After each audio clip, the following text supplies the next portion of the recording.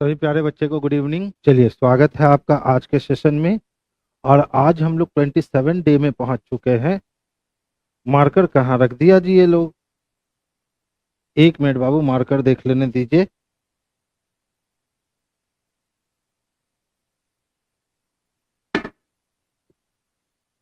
चलिए, मार्कर तो मुझे मिल गई। देखिए, आज के सेशन का पहला क्वेश्चन। आज हम लोग जो है ना विशेष करके ग्रुप डी पे ज्यादा फोकस किए हैं, ठीक है। तो ग्रुप डी के क्वेश्चंस आपको आज अधिकाधिक मात्रा में मिलने वाले हैं। तो देख लीजिए, 2018 वाला जो ग्रुप डी का एग्जामिनेशन हुआ था, लगभग इसी टाइप के क्वेश्चंस पूछे गए थे और सारे आज क्वेश्चंस मैंने प्रीवियस पेपर से ही कलेक्ट किया है। तो ध्यान से देखिएगा। कहता है नीचे के प्रश्न और उसके बाद दिए गए कथन पे विचार करें और निर्णय ले कि कौन सा कथन प्रश्न का उत्तर देने के लिए पर्याप्त है। मिक्की माही की भतीजी है। मीका और माही के वर्तमान आयु की गणना करे।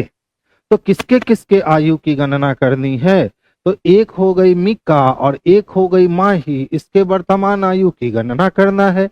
अब डाटा नंबर 1 कहता है कि सर उनके वर्तमान आयु का औसत 27 वर्ष है। तो औसत दो लोगों का 27 वर्ष है, तो इन दोनों की कुल आयु 27 दूना 54 वर्ष हो गई।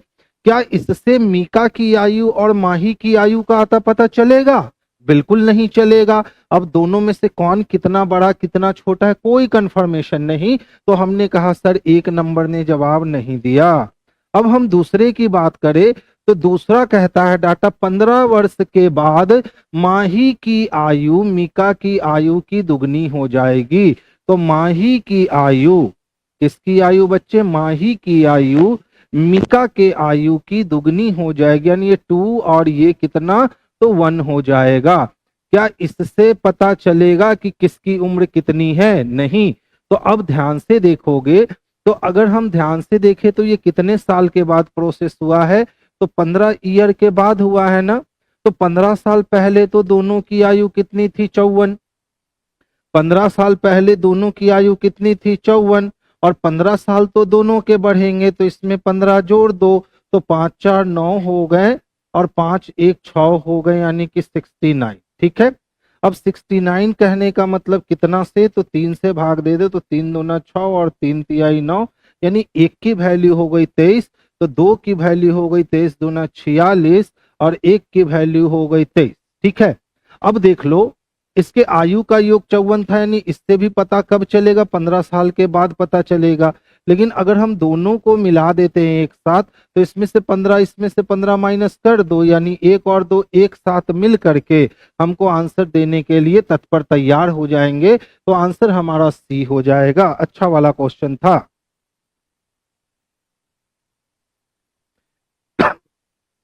एनालिटिकल रीजनिंग पजल का क्वेश्चन सॉल्व कीजिए प्लीज। बच्चा, पजल तो मैं देता हूं और कंटिन्यू पजल देता हूं, ठीक है। देखिए, कहता है कि सर लीला के पास 3 अलग अलग रंग के पेन हैं। तो कितने रंग के पेन हैं बच्चे? 3 अलग अलग रंग के। और कितने पेन हैं? तो 4 पेन हैं। उसके पास नीले रंग के कितने पेन हैं? तो पहला कहता है 2 पेन भिन्न रंग के हैं। तो 2 पेन जब भिन्न रंग के हैं तो वो भिन्न रंग का कोई भी हो सकता है, लाल पीला या लाल नीला, मालूम नहीं है। अब कहता है 2 पेन का रंग एक जैसा है जो कि लाल है। तो हमारे पास कितने रंग के पेन हैं? तो हमारे पास 4 पेन है जो 2 रंग के हैं। अब उसके अनुसार 2 पेन का रंग कैसा है? तो रेड है।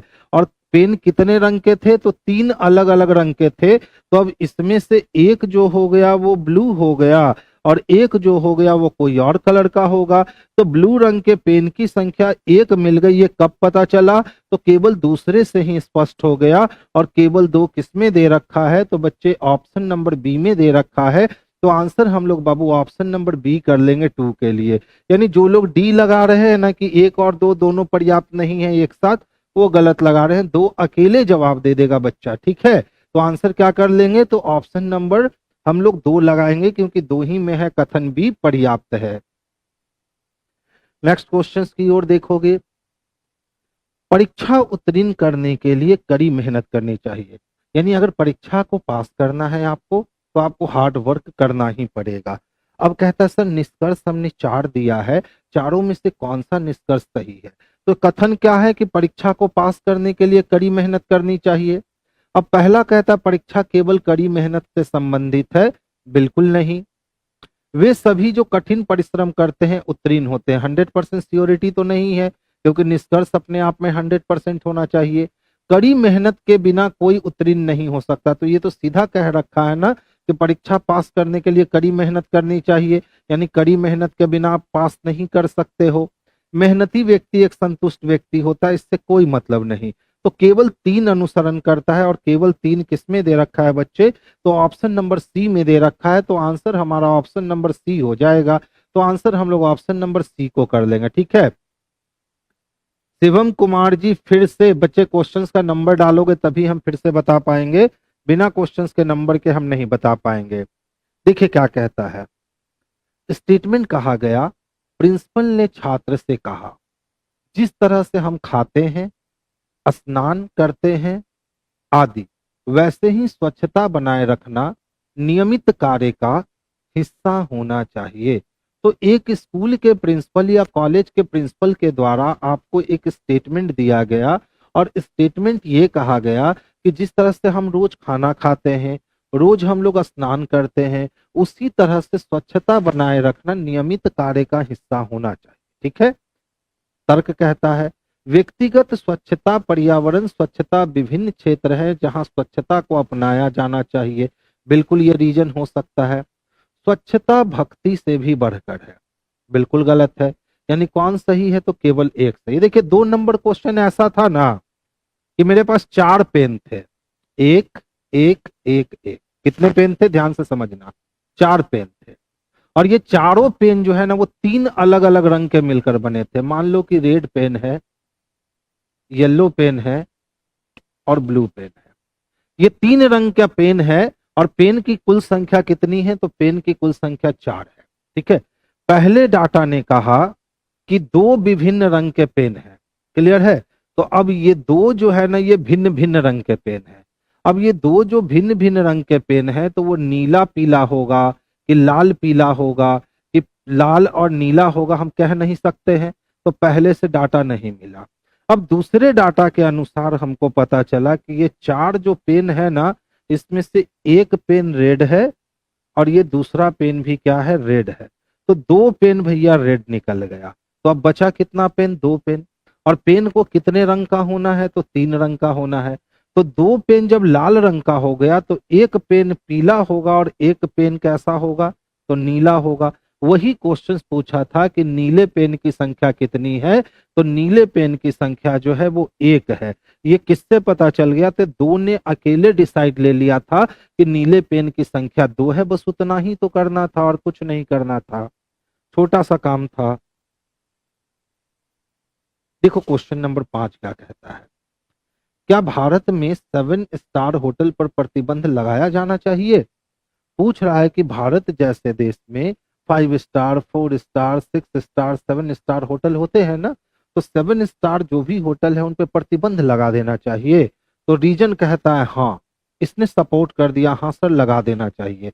हमने पूछा क्यों, तो अंतरराष्ट्रीय अपराधी 7 सितारा होटल से काम संचालित करते हैं, ठीक है। तो बताओ जो अंतरराष्ट्रीय अपराधी होते हैं वो क्या केवल 7 स्टार होटल से ही काम संचालित करेंगे। और अगर हमने ये प्रतिबंध लगा भी दिया, चलो हमने 7 स्टार होटल को बंद करवा दिया, तो क्या आतंकवादी जो अपना मीटिंग करेंगे अब वो नहीं कर पाएंगे कि भैया हम लोग तो बिना 7 स्टार के मीटिंग कर ही नहीं सकते हैं, ऐसा कहीं होगा। तो ऐसा एक्शन लेने से भी कोई फर्क पड़ने वाला नहीं है, तो ये वाला हम काम नहीं करेंगे। दूसरा, नहीं, इसने विरोध कर दिया कि नहीं सर 7 स्टार होटल पे आप प्रतिबंध मत लगाओ। हमने कहा क्यों, इसके पीछे का रीजन बताओ। तो रीजन में कहा कि धनी पर्यटकों के ना आने से पर्यटन राजस्व में हानि होगी। तो ये बात तो बिल्कुल सही कह रहा है, क्योंकि जो भी धनी व्यक्ति होते हैं, पैसे वाले होते हैं, पैसे की कमी नहीं होती, वो चाहते हैं कि जब हम बाहर निकले तो जैसे अपना कंफर्ट जोन में लग्जरियस लाइफ जी रहे थे, हम होटल भी उसी रेंज का ले जिसमें हमको लग्जरियस लाइफ मिल सके। तो जो धनी व्यक्ति होंगे वो 7 स्टार होटल में आएंगे, मोटी रकम पे कर करके रूम बुक करवाएंगे, उसका जीएसटी जब कट करके सरकार के पास जाएगी तो सरकार के राजस्व में वृद्धि होगी। अगर हमने उन होटलों को बंद करवा दिया तो ना तो धनी व्यक्ति आएगा, ना तो महंगा रूम लेगा, ना तो उसका जीएसटी सरकार के पास जाएगा, यानी सरकार को तो हानि हो जाएगी। इसका मतलब 2 नंबर रीजन बिल्कुल सही है। तो 1 नंबर रीजन गलत है और 2 नंबर रीजन बच्चे सही है। तो ऑप्शन हम लोग किसको कर लेंगे, तो सी नंबर को कर लेंगे बाबू, यही इसके लिए बेस्ट और सबसे सुटेबल और परफेक्ट आंसर होने वाला है। ठीक है, तो अब देखो जनवरी का समाप्ति होने वाला है, ठीक है, और बिहार एसएससी वाले बच्चे अब तैयार हो जाइए, क्योंकि फरवरी या मार्च में कभी भी वो 15 से 20 दिन पहले एडमिट कार्ड इशू करेगा, डेट इशू करेगा और आपकी एग्जाम ले सकता है। तो मोस्ट चांसेस बन रहे हैं कि होली के आसपास आपकी एग्जाम हो जाएगी। तो जनवरी जो ही खत्म हो जाएगा, फरवरी आपके लिए मात्र 28 दिन का गेम होगा।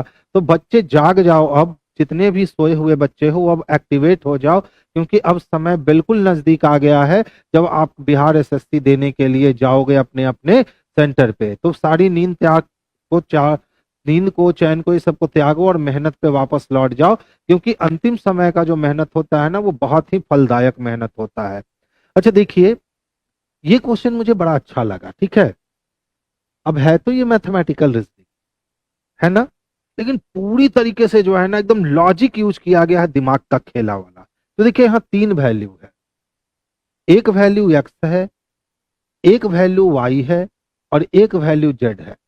तो सबका कुछ ना कुछ मान हो सकता है, लेकिन इसने कहा कि एक्स का अधिकतम मान ज्ञात करो सर, कि मैक्सिमम एक्स के प्लेस पे कितना रख सकोगे ताकि ये सबको जोड़ करके आप 1805 पूरा कर लोगे। तो जब इस एक्स का वैल्यू हमको मैक्सिमम रखना है तो हमको वाई और जेड को नेगलेक्ट करना होगा। वाई और जेड को क्या करना होगा, नेगलेक्ट करना होगा, क्योंकि अगर वाई और जेड को भी हम कुछ वैल्यू दे दिए तो हम एक्स को मैक्सिमम नहीं दे पाएंगे। तो एक्स को मैक्सिमम देने के लिए वाई और जेड के वैल्यू को हम क्या कर देते हैं, नेगलेक्ट कर देते हैं। अब देखो, तो जैसे ही हमने नेगलेक्ट किया तो 7 3 10, 10 5 15, 15 के लिए 5 हाथ में बच गए, एक एक एक, यानी 0 0 1। और यहां पे अगर हम 9 रखेंगे तभी 9 और 1 10, 10 के लिए वैल्यू हो गया 0, हाथ में बचा 1। 8 1 9, 2 11, 11 7 कितने हो गए 18, यानी 1805 हमारा आ सकता है। कब, जब हम x की वैल्यू कितनी रख दे, 9 रख दे, और y की वैल्यू 0 और z की वैल्यू भी 0 रख दे। तो जिस समय उसने ये बात कर दी कि सर 3 मान दिए हुए हैं और हमको x का मान मैक्सिमम चाहिए, उसी समय हम y और z का मान 0 कर दिए, तभी हम x का मान मैक्सिमम दे सकते हैं। अगर मान लो इसका मान हम 1 कर देते, इसका मान 2 कर देते, ठीक है, तो फिर हम इसका मान कितना करना होता, 6 करना होता, लेकिन वो मैक्सिमम तो नहीं ना होता। तो मैक्सिमम मान देने के लिए एक्स और वाई और जेड का वैल्यू हमने क्या कर दिया, 0 कर दिया। जैसे ही वाई और जेड का वैल्यू 0 किया, वैसे ही सबको जोड़ने पे पता चल गया कि एक्स के जगह पे अगर 9 रख देते हैं ना तो ये जुड़ करके 1805 हो जाता है। तो आंसर हमारे क्या हो गए बच्चे, तो आंसर हमारे बी हो गए। यानी यहाँ थोड़ी सी दिमाग में इधर उधर गई बातें और गेम ओवर हो गया क्वेश्चंस का। तो ये अच्छा क्वेश्चन था एनटीपीसी का। अच्छा नेक्स्ट वन देखो, देखिए दी गई जानकारी को ध्यान से पढ़ें और पूछे गए प्रश्न का उत्तर दीजिए। रेहान, ट्रम, जॉर्ज, पीटर, हेनरी, पॉल और फिच 7 दोस्त हैं जो एक खड़ी पंक्ति में खड़े हैं, ठीक है, जरूरी नहीं कि उसी क्रम में। चलिए ध्यान से समझिएगा, थोड़ा छोटा कर लेते हैं ताकि बनाने के लिए हम स्पेस जो है ना वो क्रिएट कर सके। अब देख लो भैया क्या कहता है, कहा ट्रंप और पीटर और फिच के बीच खड़े लोगों की संख्या एक समान है। यानी पहला कंडीशन है कि ट्रंप और पीटर के बीच में जितने व्यक्ति खड़े होंगे उतना ही व्यक्ति पीटर और फिच के बीच में भी खड़ा होगा। अब कौन किधर होगा ये नहीं मालूम है, तो हमने वाइस वर्सा केस लगा दिया। अब इसके बीच में अगर एक है तो इसके बीच में भी एक, इसके बीच में दो है तो इसके बीच में भी दो, तो कोई कंफर्मेशन नहीं है, छोड़ दिए। अब दूसरे पे आइए। ट्रंप हेनरी से तुरंत पहले खड़ा है, तो पहले और बाद की जब बात कर रहा है ना, तो आप राइट को बाद बना दो, ठीक है, और लेफ्ट को आप पहले बना लो, तो गेम आपके लिए हो जाएगा आसान। तो देखिए ट्रंप कहाँ खड़ा है, तो हेनरी के तुरंत पहले खड़ा है, यानी जहां भी हेनरी खड़ा होगा उसके तुरंत पहले कौन होगा, तो ट्रंप खड़ा होगा। छोड़ दिए, आगे चलेंगे। जॉर्ज एक तरफ तीसरे और रोहन से 3 स्थान आगे खड़ा है, तो जॉर्ज एक तरफ से तीसरा है, तो जॉर्ज या तो लेफ्ट से तीसरा हो सकता है, ठीक है, या तो जॉर्ज जो है वो राइट से तीसरा हो सकता है, पता नहीं है। और कहाँ है, तो रोहन से भी तीसरे स्थान पे, तो जहां भी रोहन खड़ा होगा उससे एक दो और तीसरे स्थान पे कौन खड़ा होगा, जॉर्ज, यानी बायां दायां हो सकता है। इतना ही बताया है। अब हमको इसी को क्या करना है, सजाना है, ठीक है। तो देखिए ट्रंप है, हेनरी है, रोहन है, जॉर्ज है, तो सबसे पहले हम इस ट्रंप और हेनरी को निकाल लेते हैं, ठीक है। अब ये लाइन खाली हो गया पूरी तरह से। अब इस पे काम हम कर देते हैं स्टार्ट। तो ध्यान से देखना, हमें पता है ना कि जॉर्ज तीसरे स्थान पे है, तो पहला, दूसरा और तीसरा, ये कौन है, तो जॉर्ज है, ठीक है। हमें पता है कि रोहन और जॉर्ज के बीच भी कितने लोग हैं, तो 3 लोग हैं, तो 1 2 3, और यहाँ कौन हो गया, तो रोहन हो गया। अच्छा बताओ 7 लोग थे ना, तो 1 2 3 4 5 6 7 लोग हो गए। अब कहता है कि ट्रंप और पीटर के बीच में जितने लोग हैं उतने ही लोग पीटर और फिच के बीच में हैं, तो ट्रंप को यहाँ रख सकते हैं, एक गैप करके पीटर यहाँ, और एक गैप करके फिच यहाँ, छोड़ दीजिए। अब आपको ये मालूम है कि हेनरी जहां बैठेगा उसके तुरंत लेफ्ट में किसको बैठना पड़ेगा, तो ट्रंप को। तो देखिए अगर हेनरी को यहाँ रख के उसके लेफ्ट में ट्रंप रखेंगे, तब ट्रंप और पीटर के बीच में 2 लोग होंगे, लेकिन फिर पीटर और फिच के बीच में 2 लोग नहीं हो पाएंगे। लेकिन अगर हम यहाँ हेनरी को जगह देते हैं, ठीक है, और यहाँ हम ट्रंप को रखते हैं, हो गया। तो ट्रंप और पीटर के बीच जितने लोग हैं उतना ही लोग फिच और पीटर के बीच है, तो अगर हम पीटर को यहाँ रख लेते हैं तो ट्रंप और पीटर के बीच 2 लोग हैं। इसी तरह से अगर हम फिच को यहाँ रख ले तो फिच और पीटर के बीच एक ही लोग हो पाएगा, यानी ये पॉसिबिलिटी संभव नहीं है। तो दूसरी पॉसिबिलिटी देखते हैं, ठीक है। मान लो कि हमने हेनरी को यहाँ जगह दे दिया, तो अब ट्रंप को यहाँ रख सकते हैं ना। तो अब कहता है कि ट्रंप और पीटर के बीच जितने लोग हैं, तो ट्रंप यहाँ है तो पीटर यहाँ, तो पीटर और फिच के बीच भी उतने लोग चाहिए, नहीं जा सकता है, यानी हेनरी का ये भी पोजीशन जो है वो खत्म हो गया। अच्छा अगर हमने ट्रंप को कहाँ रखा, हेनरी को यहाँ रखा और ट्रंप को यहाँ रखा, तो ट्रंप के बाद 1 2 छोड़ के पीटर रख सकते हैं, तो पीटर के बाद 1 2 छोड़ के, इसका मतलब है कि जॉर्ज को इधर से स्थान देना हमारे लिए सटीक नहीं है, ठीक है। तो अब जॉर्ज को इधर से देना स्थान सटीक नहीं है। अच्छा वाला क्वेश्चन है रे बच्चा। तो जॉर्ज को हम इधर से स्थान देते हैं, जॉर्ज एक ओर से तीसरा था, तो पहला, दूसरा और तीसरा, ये कौन हो गया, तो जॉर्ज हो गया। अब पता है कि जॉर्ज और रोहन के बीच में 2 लोग हैं, तो 2 लोग उधर नहीं जा सकते हैं, लेकिन 2 लोग करके हम रोहन को यहाँ जगह दे सकते हैं। अब उसने कहा कि सर हेनरी के तुरंत लेफ्ट में ट्रंप था, तो हेनरी को यहाँ रख करके तुरंत लेफ्ट में ट्रंप रख सकते हैं। ट्रंप और फीचर, ट्रंप और फीचर, क्या कर रहे हो भाई साहब, अगर यहाँ रखते हैं ट्रंप को तो एक गैप करके या 1 2 गैप करके रख सकते हैं। अगर हमने यहाँ हेनरी को रखा, ठीक है, तो यहाँ देखो किसको रखना पड़ेगा, ट्रंप को रखना पड़ेगा। और ट्रंप और पीटर, तो अगर हम पीटर को यहाँ जगह दे देते हैं तो ट्रंप और पीटर के बीच में कितने लोग आ गए, 1 लोग, नहीं संभव है। कहना क्या चाह रहे हो भाई साहब, ट्रंप और पीटर और फिच के बीच खड़े लोगों की संख्या समान है। ट्रम्प हेनरी से तुरंत पहले खड़ा है। जॉर्ज एक तरफ से तीसरा और रोहन के 3 स्थान आगे खड़ा है। रोहन के 1 2 3 स्थान आगे खड़ा है। पीटर और हेनरी के बीच में कौन खड़ा है? अब 3 स्थान आगे बच्चा यहां से नहीं ले रहा है। सोच लो, कांस्टेबल में ये क्वेश्चन पूछा है, जिसका अटक गया होगा उसको तो मजा आने लगा होगा। अब चलो देखो, दूसरा भी कंडीशन हम करके देख ही लेते हैं। मान लो कि जॉर्ज जो है वो तीसरा है। 1 2 3 4 5 6 7, तो पहला दूसरा तीसरा, यहाँ कौन आया? जॉर्ज आया। अब 3 स्थान आगे बोला तो 1 2 3 छोड़ देते हैं और 3 स्थान आगे हम यहाँ जगह दे देते हैं रोहन को। खत्म हो गया काम। अब कहता है कि सर हेनरी के तुरंत लेफ्ट में ट्रम्प है, तो हेनरी के लेफ्ट में ट्रम्प है। अब ट्रम्प और पीटर के बीच में 1 लो और पीटर और फिच के बीच में भी 1 लो।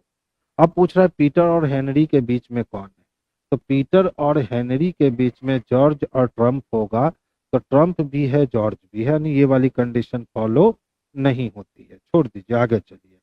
अगर हम हेनरी को यहाँ रखते हैं तो ट्रम्प को यहाँ रखना होगा, और हेनरी और पीटर के बीच में अब 2 लोग आएंगे, तो पीटर और जॉर्ज के बीच में संभव नहीं है।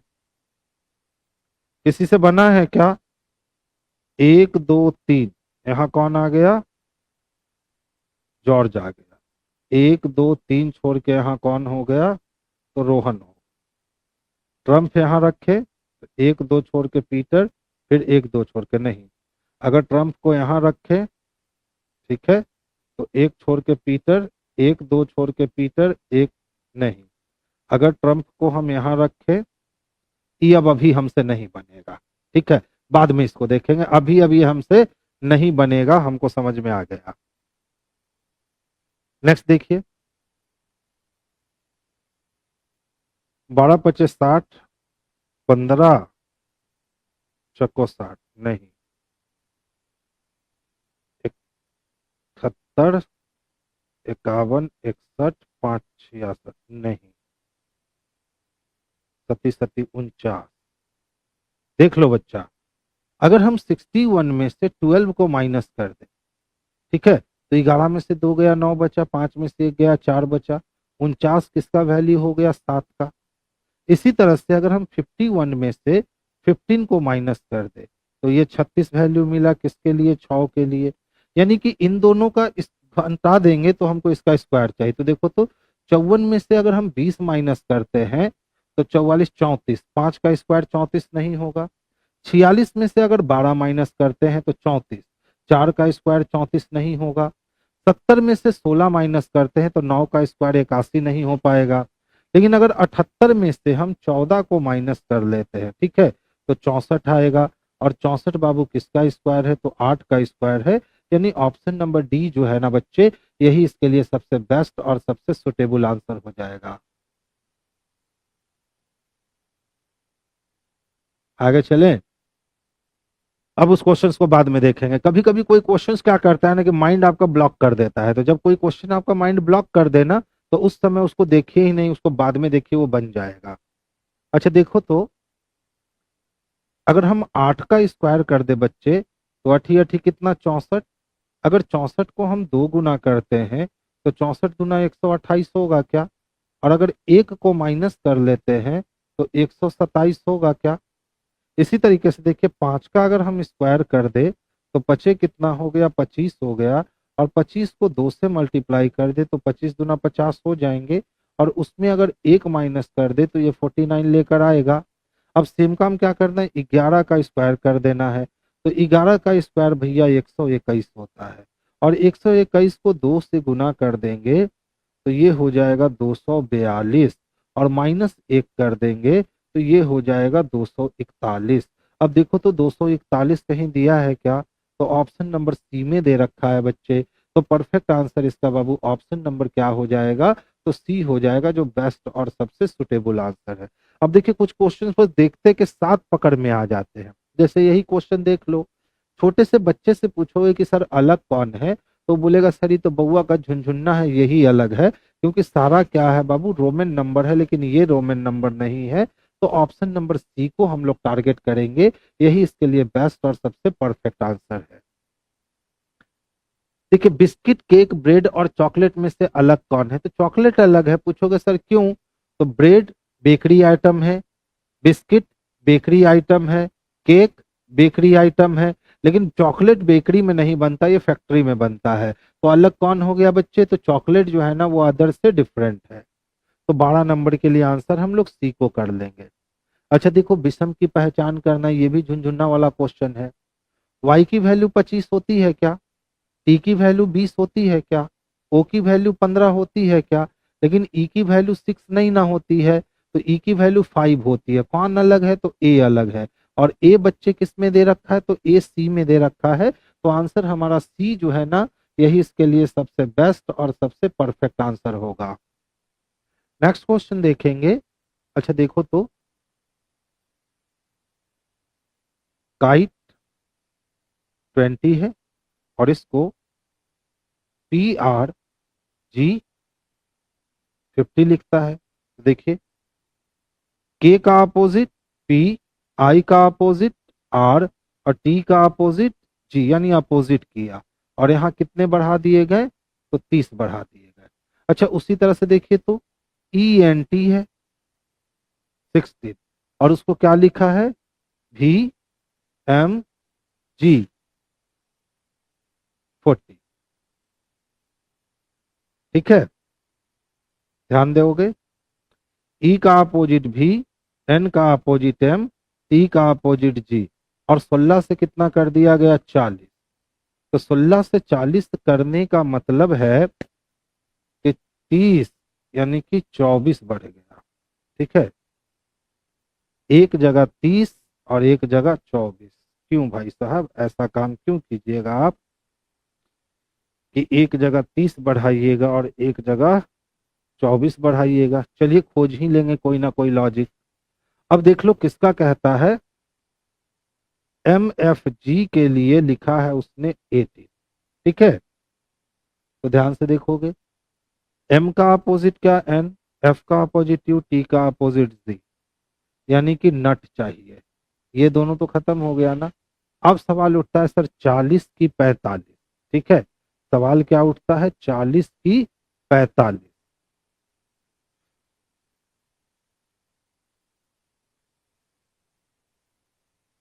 30। अच्छा देख लो क्यों 30 बढ़ाया था। के की प्लेस वैल्यू 11 ना, आई की प्लेस वैल्यू 9, तो 11 9 20, और 20 प्लस 20 कितने हो गए? 40। तो 40 आया तो 30 बढ़ाया। अच्छा यहाँ देखे क्या, 14 5 कितना? 19, 19 और 20, तो 20 20 40 से हाँ 39। इसका लॉजिक नहीं दे रहा है अरे बच्चा।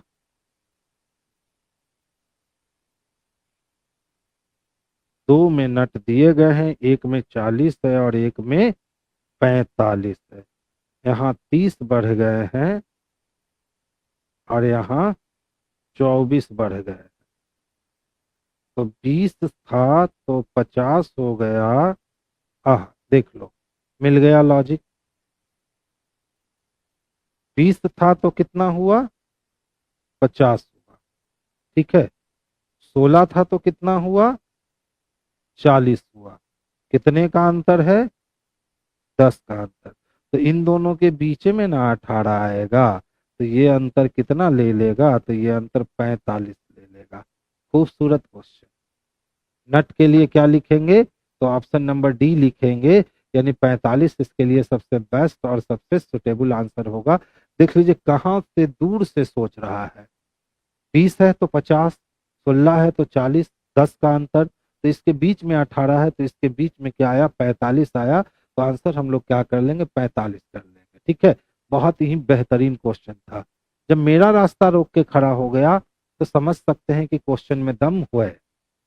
देख लो तो क्या लिखा है, BU 23G है, इसको वो GZ 18 और L लिख रखा है।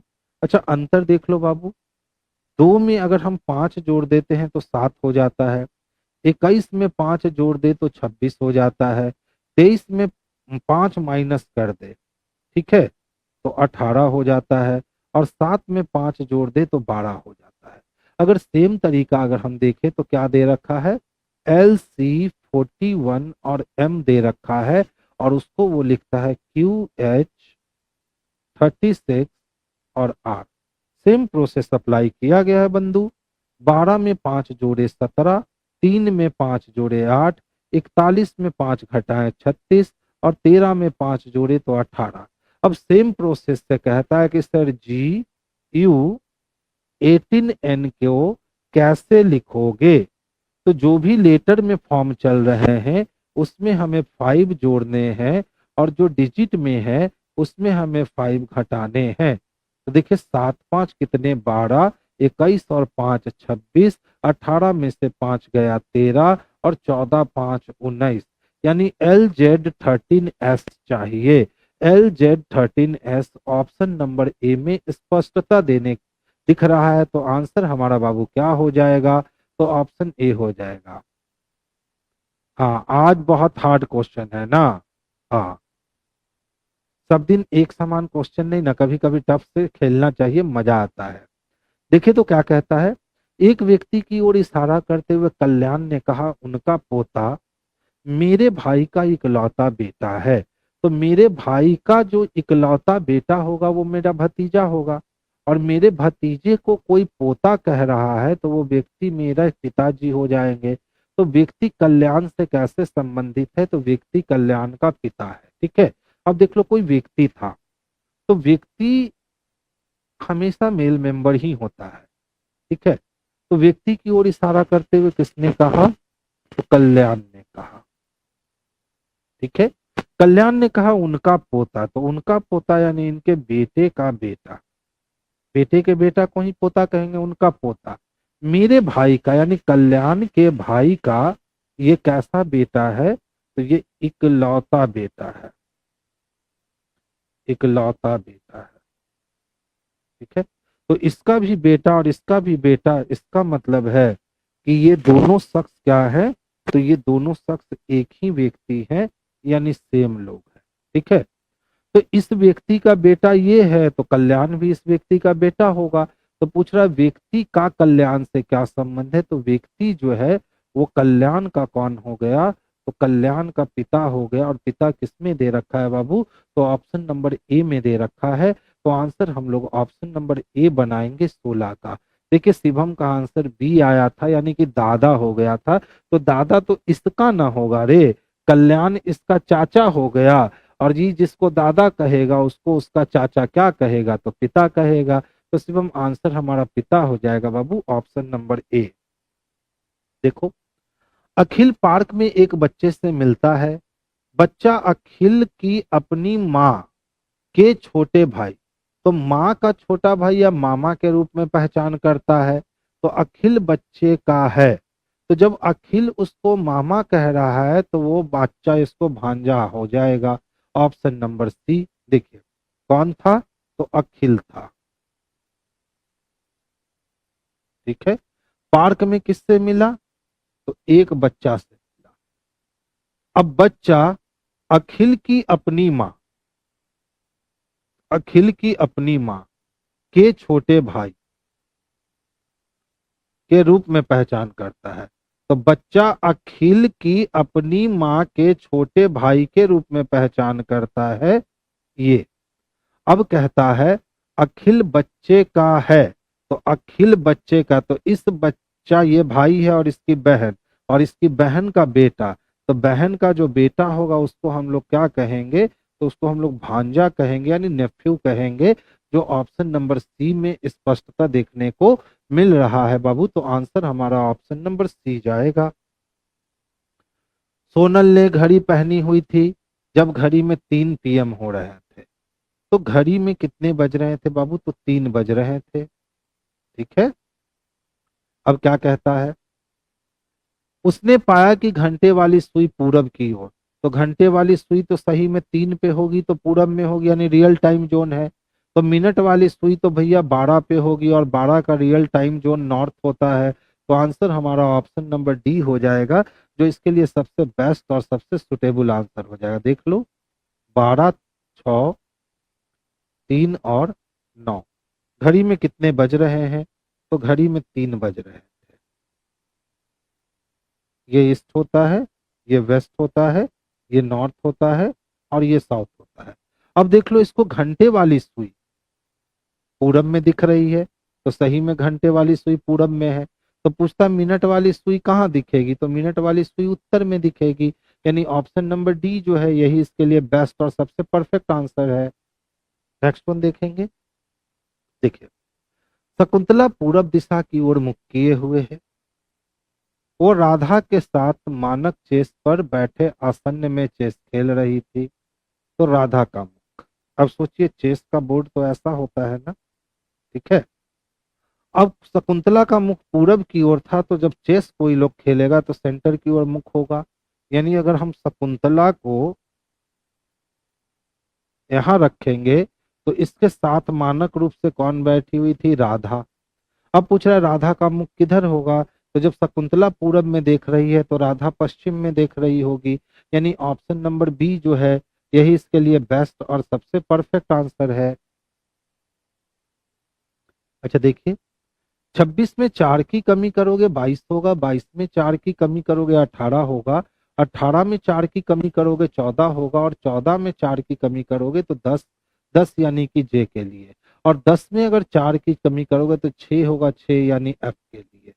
दो दो दिया हुआ है ना, तो जे एफ किस में है? तो इकलौता ऑप्शन नंबर डी में दे रखा है सर। तो आंसर भी बच्चे हमारा ऑप्शन नंबर डी हो जाएगा। अच्छा देखिए, क्यू के बाद यहाँ जेड दिखता है, यहाँ क्यू के बाद डब्ल्यू दिखता है और जेड के बाद ई दिखता है। तो हम डब्ल्यू के बाद ई रख सकते हैं, तो लास्ट में आर चला गया। ठीक है, तो देखो आर के पहले ई दिखा, आर के पहले ई दिखा, तो आर के पहले ई दिखेगा। ठीक है, अब आर के बाद क्यू दिखता है तो क्यू हो गया। तो Q W E R, Q x E R, तो क्यू वाई ई आर और क्यू जेड ई आर। ठीक है, तो बाहर देखिए इसमें आर भी है ना, एक छूटा हुआ है। 1 2 3 4 ही दिया है, जबकि यहाँ 5 है।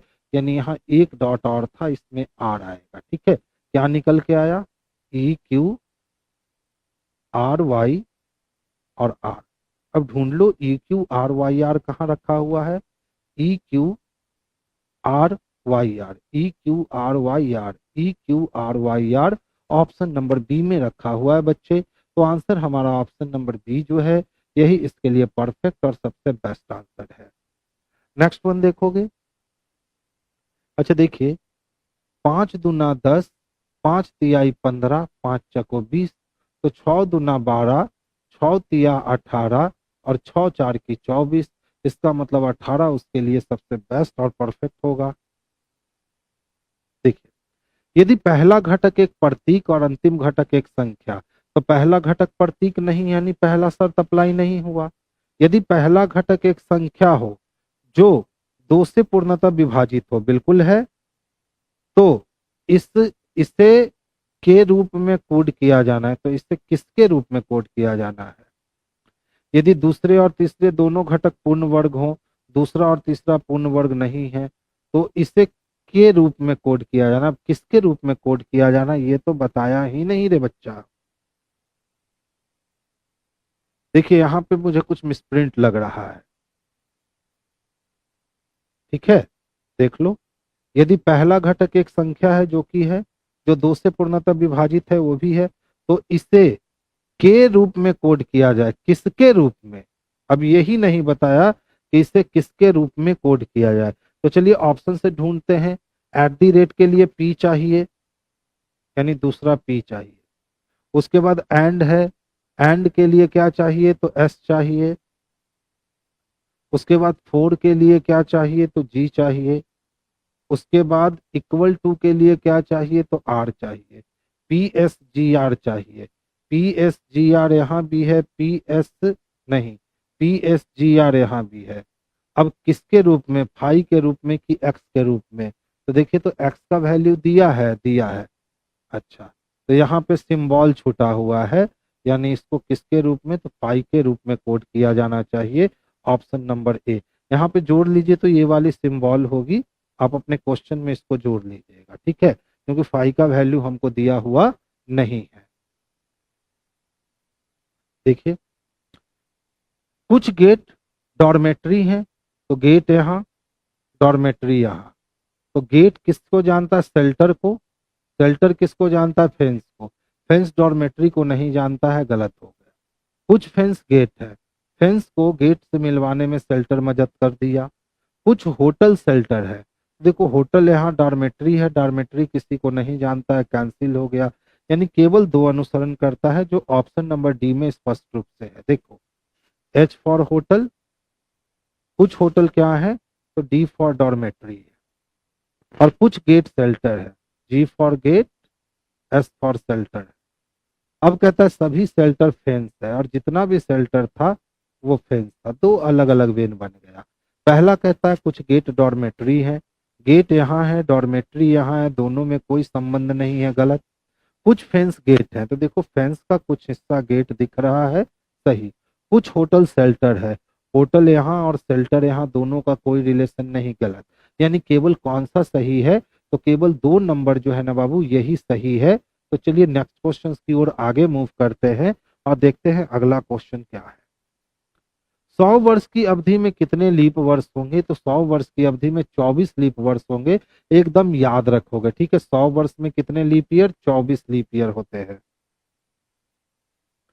5 फरवरी 2018 को सोमवार था, तो 5 फरवरी 2009 को, अब देखो 5 फरवरी से 5 फरवरी कैंसिल हो गया। अब 2018 से 2009 आने के लिए 9 साल पीछे आना होगा। इस 9 साल में लीप ईयर कितने मिलेंगे, तो एक मिल जाएगा 12, एक मिल जाएगा 16, यानी दो लीप ईयर मिल जाएगा, और बटा कर देंगे 7। तो 7 एकम 7 खत्म हो गया और बच गए 4। इसका मतलब है हमें 4 दिन पीछे आने हैं। तो मंडे में हम लोग 4 दिन पीछे जाएंगे, उससे अच्छा है कि हम 3 दिन आगे जाएंगे। तो ट्यूसडे, वेडनेसडे, थर्सडे, थर्सडे किस में है, तो बृहस्पतिवार में है, तो आंसर हमारा थर्सडे हो जाएगा, जो इसके लिए सबसे बेस्ट और सबसे सुटेबल आंसर है। देखो, एक ही पासे को 4 बार घुमाकर दिखाया गया, कहता है संख्या 5 के विपरीत पे कौन सा अंक होगा। तो देखो, 5 इसमें भी है, 5 इसमें भी है, और 5 इसमें भी है। जिसमें 5 नहीं है समझो वो नहीं है। अब जो आपके पास है 3 पासा, उसमें ढूंढिए क्या नहीं है, तो उसमें 2 नहीं है। तो 5 का अपोजिट कौन हो जाएगा, तो 2 हो जाएगा। एकदम आसानी से हम लोग डाइस को कवर कर सकते हैं, इसमें कोई अधिक मेहनत करने की जरूरत नहीं होती है। महिलाएं, माताएं और बहनें, तो देखिए ये पूरा महिला हो गई। जितनी भी माता होती है वो सब महिला, और जितनी भी बहन होती है वो सब महिला। कुछ बहन माता होती हैं और कुछ बहन माता नहीं होती हैं। इसका मतलब ऑप्शन नंबर बी इसके लिए सबसे परफेक्ट और सबसे सुटेबल बहन बनता है। तो आंसर हमारा ऑप्शन नंबर बी जाएगा। 26 का फ्राइडे होगा, कहाँ कहाँ से कर लेता है ये लोग। 5 फरवरी 2018 मंडे है। जाना कहाँ है, 5 फरवरी 2009। 5 फरवरी 2009। डेट क्या है, बैलेंस है। मंथ क्या है, बैलेंस है। कितने साल का अंतर, 9 साल का अंतर। कितना लीप ईयर, तो 1 12 1 16, 2 लीप ईयर। बटा कितना, 7। 7 9 2 11 बटा 7। 7 एकम 7, बचा कितना, 4। मंडे में 4 दिन कम कर दीजिए, उससे अच्छा है कि 3 दिन क्या कर दीजिए, प्लस कर दीजिए। तो मंडे में अगर आप एक दिन कम करोगे तो संडे, 2 दिन कम करोगे सैटरडे, 3 दिन कम करोगे फ्राइडे, और 4 दिन कम करोगे थर्सडे। वही थर्सडे निकाल लेते। ठीक है बच्चे।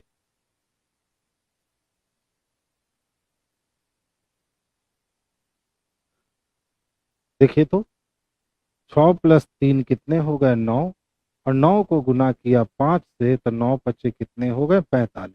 इसी तरह से देख लो 8+1 कितने हो गए 9, 9 के टेबल में तो 65 आएगा नहीं मेरे भाई, यानी गलत सोच रहे थे। अच्छा देखो 3 का स्क्वायर और +6 का स्क्वायर करते हैं तो 3×3 9 हो जाएगा और 6×6 36 हो जाएगा। 36 और 9 कितने हो गए तो 45 हो गए। इसी तरह अगर हम 1 का स्क्वायर और +8 का स्क्वायर कर दे तो 1 का स्क्वायर 1 अठी अठी 64 हो जाएगा, तो 64 और 1 65 हो जाएगा।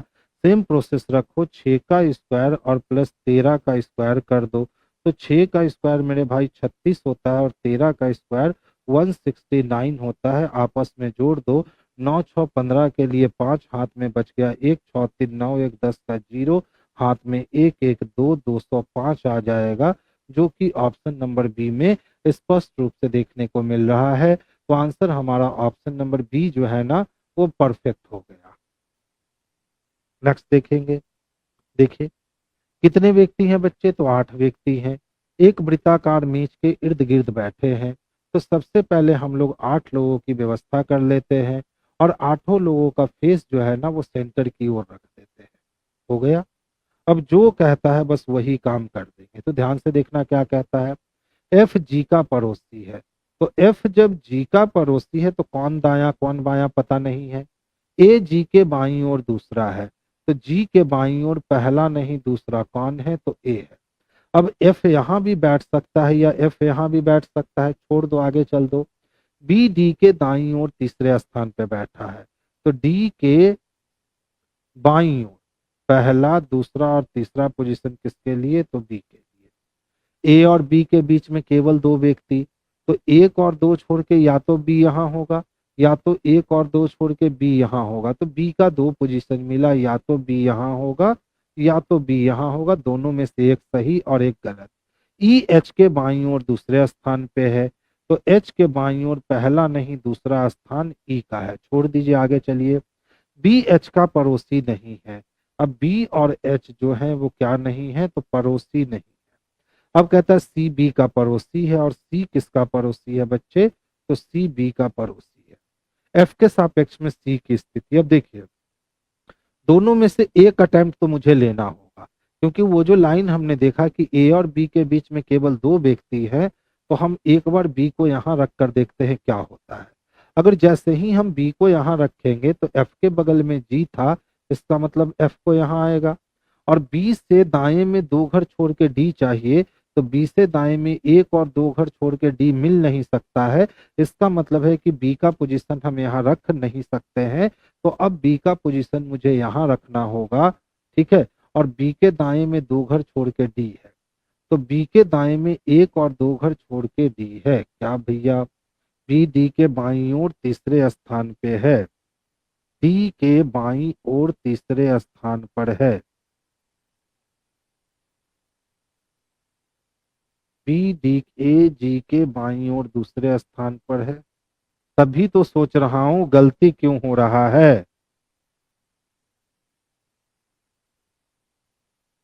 देखिए यहां गलती कर दिए थे हम। ए जी के बाईं ओर दूसरे स्थान पे है, तो जहां भी जी होगा उसके बाईं ओर पहला नहीं दूसरा ए का पोजीशन यहां लेने वाला है। अब ए और बी के बीच में कितने लोग हैं, तो ए और बी के बीच में 2 लोग हैं, तो 1 और 2 छोड़ करके हमने बी को यहाँ दिया। अब जैसे ही बी को यहाँ दिया तो एफ यहाँ आया, और बी के दाएं में 2 घर छोड़ के डी है, तो 1 और 2 घर छोड़ देंगे तो इस पोजीशन पे डी को जगह मिलेगा। अब बोला सर बी के बगल में सी बैठा है, तो बी के बगल में सी बैठा है। बी और एच साथ में नहीं है, तो बिल्कुल नहीं है। अब ई के दाएं दूसरा एच है, तो ई के दाएं में पहला नहीं दूसरा एच है, और हमारा अरेंजमेंट बन गया। पूछता है कि एफ के सापेक्ष में सी की स्थिति क्या होगी, तो एफ के सापेक्ष में सी दाएं से तीसरा होगा। तो दाईं ओर तीसरे स्थान पे किसमें दे रखा है, तो ऑप्शन नंबर ए में दे रखा है बाबू। तो आंसर हमारा ऑप्शन नंबर ए हो जाएगा, ठीक है। अब चलिए एक क्वेश्चन हम लोगों को धोखा दिया था ना, आते हैं उस वाले क्वेश्चन से मुलाकात अब कर ली जाए। जो क्वेश्चन हम लोगों को धोखा दे रहा था, यही क्वेश्चन धोखा दिया था। चलिए सबसे पहले इसी क्वेश्चंस को निपटाते हैं। ध्यान से देखिएगा।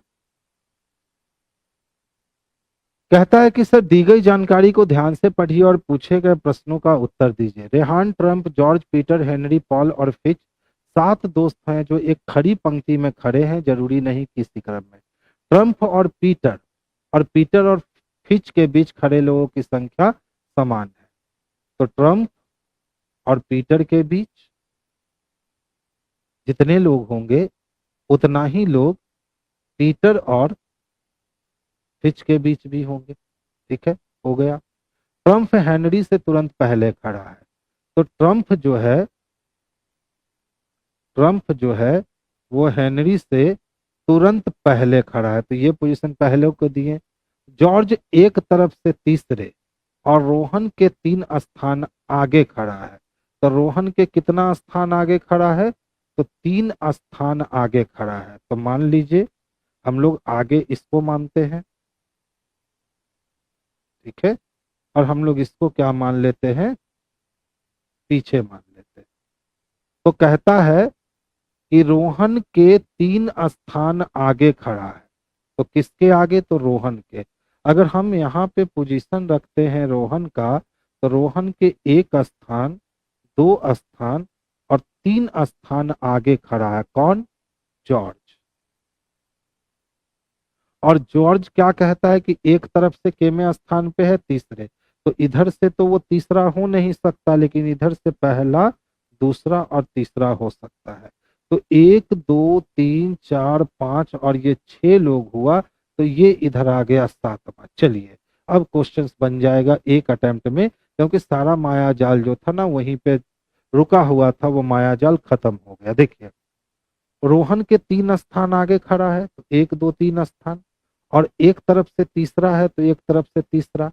अब जॉर्ज तो बैठ गया हमारे पास। अब क्या कहता था कि ट्रंप हेनरी से तुरंत पहले खड़ा है, तो देखिए अगर ट्रंप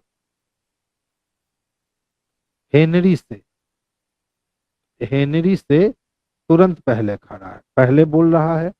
अब फिर हम लोग का एक था कि ट्रंप और पीटर के बीच में जितने लोग होंगे उतना ही लोग किसके बीच में?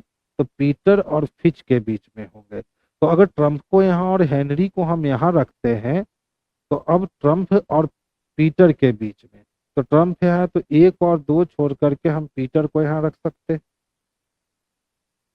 इसका मतलब ट्रंप और पीटर के बीच में कितने लोग हैं? तो सर 2 लोग हैं। तो अब पीटर और फ्रंच के बीच में, क्योंकि उसने बोला ट्रंप और पीटर और फिश के बीच में खड़े लोग की संख्या समान है, तो पीटर यहाँ तो हम लोग ट्रंप के बीच में हो सकता है, यानी यहाँ पे हम ट्रंप को जगह और हेनरी को जगह नहीं दे सकते। चलिए खत्म होगा काम। यहाँ एक है।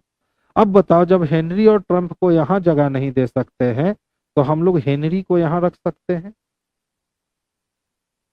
और ट्रंप को हम यहाँ रख सकते हैं।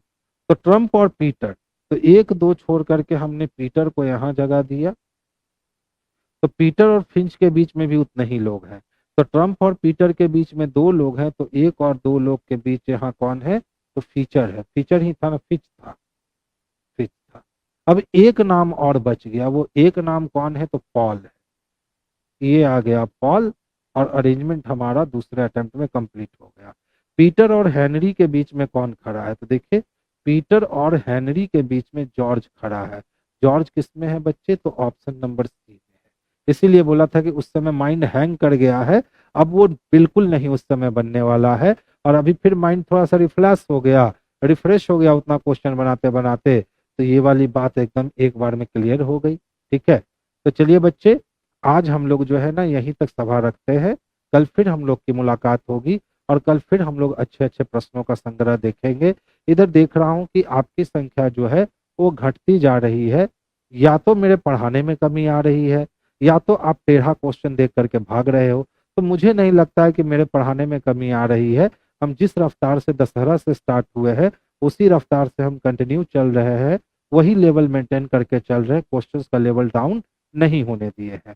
तो अगर आप इतना टफ क्वेश्चंस को देखकर भागते हो तो फिर इसमें आपकी गलती है। एग्जाम के बाद जो बच्चे एग्जाम तक टिके रहेंगे वो आपको रिजल्ट लेकर दिखाएंगे, और जो बच्चे छोड़कर भाग रहे हैं वो पूछेंगे क्या हुआ रे तेरा, तो आप उनको बोलना कि मेरा तो रिजल्ट हो गया रीजनिंग के दम पे, क्योंकि हमने रीजनिंग बहुत कम टाइम ऑफ पीरियड में बना दिया। तब उनको पता चलेगा कि रीजनिंग कितना इंपॉर्टेंट होता है, और रीजनिंग सिर्फ बनाना इंपॉर्टेंट नहीं होता है, कम समय में अच्छे लॉजिक के साथ बनाना जो होता है ना, वो जरूरी होता है। तो चलिए बच्चे, आज की सभा हम लोग यहीं बर्खास्त करते हैं। कल फिर हमारी आपकी मुलाकात होगी और कल भी हम लोग अच्छा क्वेश्चन रखेंगे। सभी बच्चे को गुड नाइट, स्वीट ड्रीम।